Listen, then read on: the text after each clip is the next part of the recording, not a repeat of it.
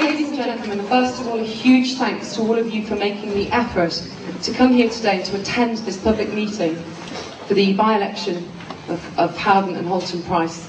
Many of you will have been hearing what David Icke has had to say, both in the past and in the recent couple of weeks, since a great deal of what he's had to say has been supposedly covered in the British press and the British media.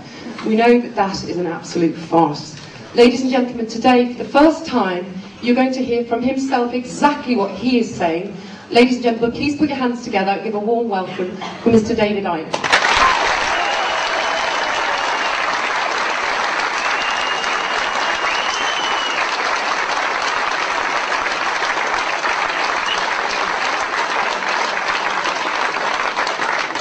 Thank you very much. The situations I get myself into, I'm watching the telly a few days ago and now I'm standing here. It's my life. You know? There's people here from the constituency where this election's taking place, and there's people I know have come from long distances who've been looking at my stuff for a while. So there's a mixture of, what's this madman talking about? And people who think, well, maybe it's not quite as mad as you think it is. This event today is going to be videoed, it is videoed at the back there, and it's going out on the internet for free in the next few days, and please send it everywhere you can so we can get this information out. And for people who watch this video around the world, just a quick bit of background. Short while ago, the Member of Parliament for this constituency, called David Davis, who was the Home Affairs spokesman for the opposition Conservative Party, resigned in protest at the Labour government bringing in the Big Brother state.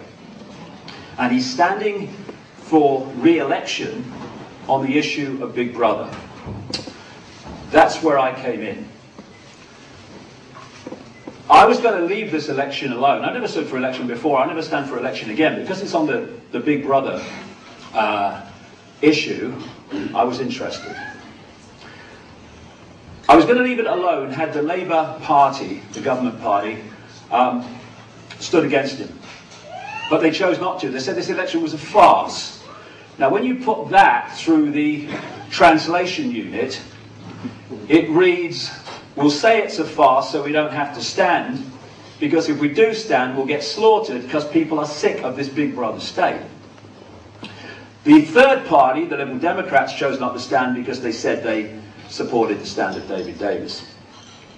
And David Davis was saying he wanted a debate on the gathering Big Brother state in Britain. So I'm sitting there watching the telly, not that much more than a week ago, and I thought, okay, I'll give him a debate, because no one else seemed to be going to do it. So I stood for this election, not wanting to win. Oh my God.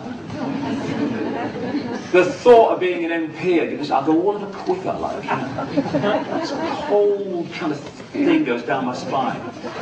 Not least because I don't want to enter that den of iniquity and corruption and mendacity, but also because increasingly, and this is a big part of the Big Brother state, it's irrelevant.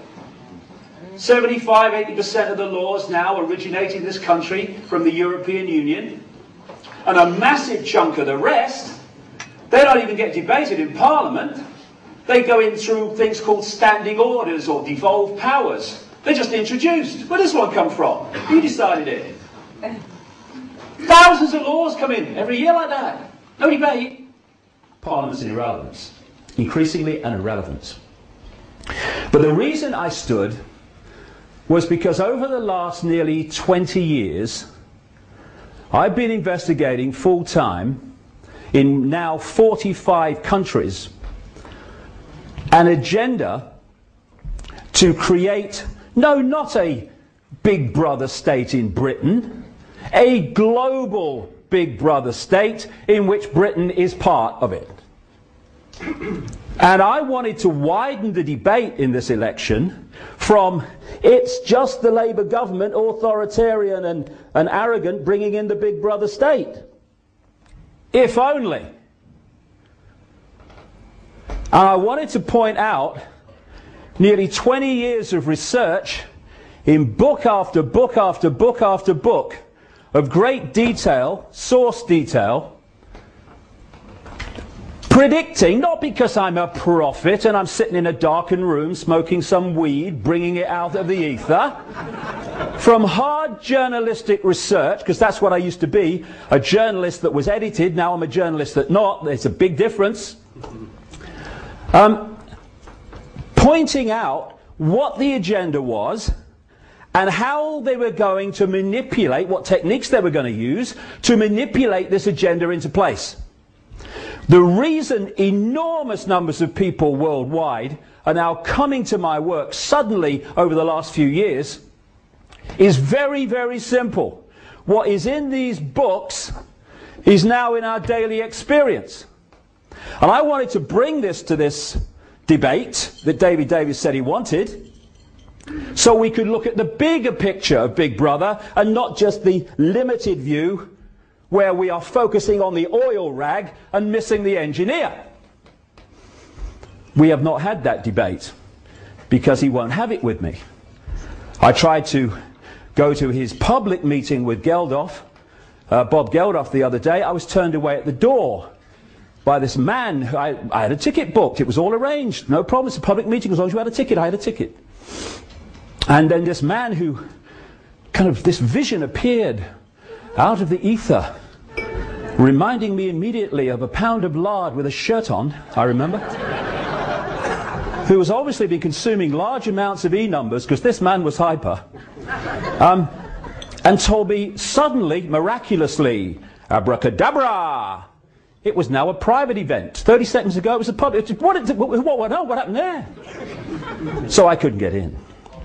So that is the background. And I came here, you see, less than a week ago. I came up here to stay last Monday. Not to challenge David Davis, but to share information with the people here and him of the bigger picture. I was not saying I'm here to challenge David. I was saying I just wanted some information. If I get 0 votes, I couldn't give a shite. It's of no interest to me who votes for me. It's of interest for me that people have access to information that they're not normally getting, and then they make of it what they will. Fair enough, I'm off. But at least they've heard it. And I was saying, you know, I commend him for standing and all the rest of it. Good of you. Anything gets Big Brother out there, I'm for. After a few days here, you know, in the midst of it, I'm starting to see a different picture. And I'll come to that as we go through. But before that, we've got to have some background information to put that into context. The thing is about this Big Brother state, you see, is that it's happening in country after country after country after country. I had a German film crew come see me a few days ago when I was at home. They were going on about the Big Brother state being introduced in Germany. It's happening on an outrageous scale in America, in Canada, in Australia, in Europe. Now, is Gordon Brown, the Labour Prime Minister, responsible for all that? No, of course not. So what and who is? Unless you are a coincidence theorist. I love them. They're sponsored by Naivety Anonymous, by the way. Who believe that this is all happening by accident. Good luck to them. Free country, we hope. Free world, we hope. You're right to your view.